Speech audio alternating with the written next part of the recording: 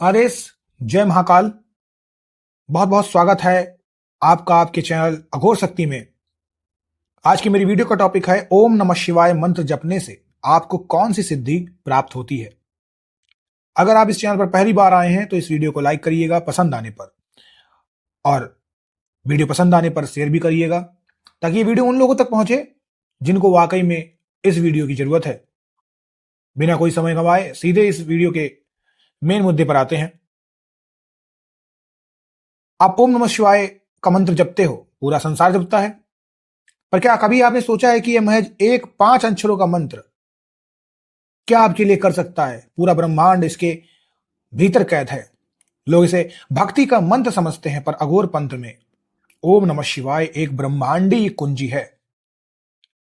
बहुत से साधक पूछते हैं क्या इस सरल के मंत्र से भी कोई सिद्धि मिल सकती है, क्योंकि आमतौर पर ऐसी धारणा बनी हुई है कि मंत्र सिद्धि देने वाले मंत्र बहुत ज्यादा तांत्रिक या बहुत बड़े होते हैं। इस मंत्र में वो प्रचंड शक्ति है जो तुम्हारी नियति, तुम्हारे भाग्य, फैट को बदलने की ताकत रखती है। आज अघोर शक्ति के माध्यम से मैं उस सत्य से पर्दा उठाऊंगा जिसे सुनकर तुम्हारे रोंगटे खड़े हो जाएंगे। मैं तुम्हें बताऊंगा कि इस मंत्र के निरंतर जप से तुम्हारे शरीर के भीतर कौन सी 5 महाशक्तियां जागृत हो रही हैं, कैसे यह मंत्र तुम्हें शून्य से शिव बना सकता है। वीडियो को अंत तक देखना, क्योंकि आखिरी सिद्धि वो है जिसे पाने के बाद तुम्हें संसार में किसी और चीज की जरूरत नहीं रहेगी। मेरे भाइयों, नमः शिवाय को सिर्फ पंचाक्षरी मंत्र कहा जाता है, और जब उसके आगे ओम लग जाता है तो षडाक्षरी मंत्र हो जाता है। ये जो 5 अक्षर हैं, ना, मा, सी, वा, या और या, ये सिर्फ शब्द नहीं है, ये हमारे शरीर और सृष्टि के पंच तत्व हैं। ना मतलब पृथ्वी तत्व है जो तुम्हें स्थिरता देता है। मा मतलब जल तत्व है जो भावनाओं को शांत करता है। सी अग्नि तत्व है जो विकारों को जलाता है। वा वायु तत्व है जो प्राण शक्ति बढ़ाता है। और या आकाश तत्व है जो तुम्हें अनंत से जोड़ता है। जब तुम ओम नमः शिवाय जपते हो तो तुम अपने भीतर के इन 5 तत्वों को सिद्ध कर रहे होते हो। अघोर मार्ग कहता है कि जिसका इन 5 पर नियंत्रण हो गया वही सिद्ध है। इस मंत्र का जब शुरू करते ही तुम्हारे ऑरा का रंग बदलने लगता है। नकारात्मक ऊर्जा तुम्हारे पास फटकने से भी डरती है, क्योंकि तुम साक्षात शिव की ऊर्जा का घेरा बना लेते हो। जब तुम इस मंत्र का 1.25 लाख जब पूरा करते हो तो पहली सिद्धि जो तुम्हें मिलती है वो है काया की शुद्धि। तुम्हारे चेहरे पर एक सात्विक तेज आने लगता है। तुम्हारी आंखों में एक सम्मोहन पैदा होता है। अघोर साधक जानते हैं कि इस मंत्र के कंपन से शरीर की मृत कोशिकाएं फिर से जीवित होने लगती हैं। तुम्हारी रोग प्रतिरोधक क्षमता इतनी बढ़ जाएगी कि बीमारियां तुमसे कोसों दूर चली जाएंगी। तुम्हारी प्राण शक्ति इतनी प्रबल हो जाएगी कि तुम अपनी सांसों को नियंत्रित करना सीख जाओगे। लोग तुम्हें देखते ही तुम्हारी ओर आकर्षित होंगे, न तुम्हारे शब्दों की वजह से।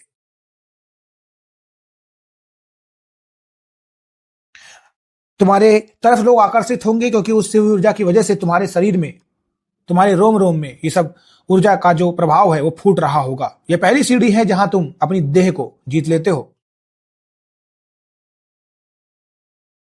शिव ही तंत्र के जनक हैं और शब्द ही ब्रह्मा है। जब तुम इस मंत्र को अपने कंठ में उतार लेते हो तो तुम्हारी जीभ पर मां सरस्वती का वास होने लगता है। तुम जो सोचोगे, बोलोगे, वो सच हो जाएगा। तुम किसी को आशीर्वाद दोगे तो फलेगा।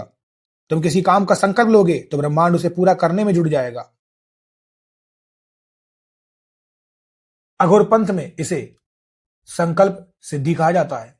तुम्हारी इच्छा शक्ति, तुम्हारी विल पावर इतनी फौलादी हो जाएगी कि तुम पहाड़ को भी हिलाने का दम रखोगे।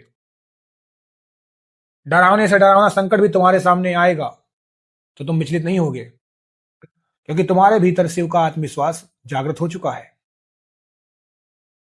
तीसरी महासिद्धि है मन पर विजय और दिव्य दृष्टि का आभास।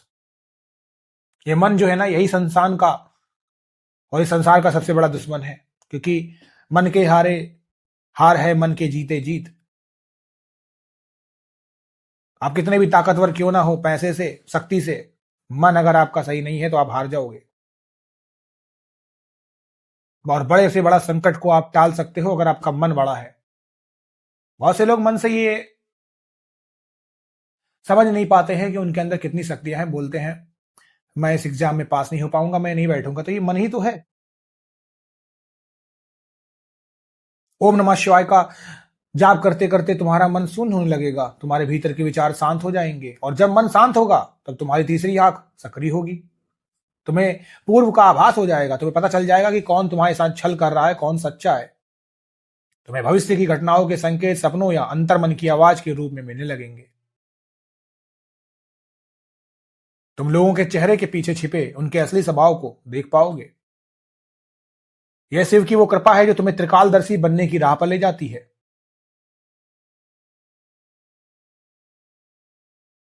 चौथी सिद्धि, काल और मृत्यु का भय खत्म होना। शिव महाकाल है। जब तुम उनके नाम में खो जाते हो तो मृत्यु तुम्हारे लिए महज एक वस्त्र बदलने जैसी प्रक्रिया रह जाती है। तुम्हें शमशान में डर नहीं लगेगा। तुम्हें किसी अदृश्य शक्ति या भूत प्रेत से डर नहीं लगेगा।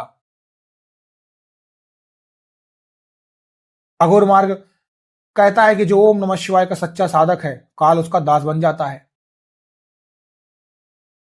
उसे कभी अकाल मृत्यु का भय नहीं सताता। वह जीवन के खेल को एक साक्षी विटनेस की तरीके से देखता है।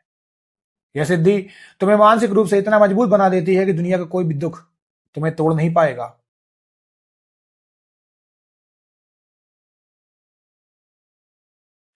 और पांचवी और आखिरी सिद्धि है शिव और जीव का एक हो जाना।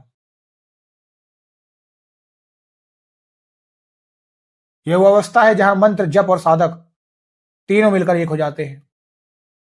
यहां तुम्हें समझ आता है कि शिव कहीं बाहर कैलाश पर नहीं बल्कि तुम्हारे भीतर ही बैठे हैं। तुम स्वयं शिव स्वरूप हो जाते हो। इस सिद्धि के बाद तुम्हारी हर प्रार्थना आदेश बन जाती है। प्रकृति तुम्हारे अनुकूल काम करने लगती है।